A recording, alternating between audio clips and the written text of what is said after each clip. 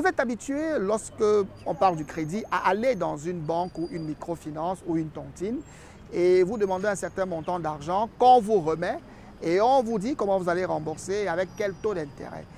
Ça, c'est valable lorsque vous prenez de l'argent pour 1 million de francs CFA ou 2 millions de francs CFA. Mais lorsque les montants deviennent importants, la notion de finance structurée peut intervenir. La banque peut alors utiliser des combinaisons de solutions qui lui permettent de vous trouver l'argent dont vous avez besoin tout en minimisant les risques pour elle-même et éventuellement pour ceux qui l'ont aidé à mobiliser cette somme-là et financer votre projet.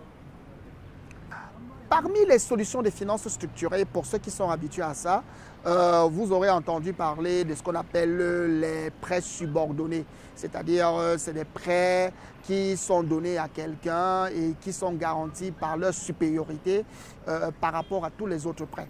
Et il y a aussi ce qu'on appelle le financement mezzanine. Le financement mezzanine, c'est un financement qui est fait avec effet de levier, c'est-à-dire que vous remboursez une partie par les dividendes et une partie par l'amortissement du capital qui vous a été donné.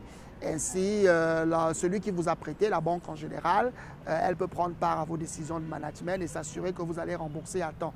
Mais on assiste aussi dans le cadre de la structuration financière à la titrisation. Vous pouvez aller prendre un prêt dans une banque et vous êtes 10 à avoir pris le prêt dans la banque.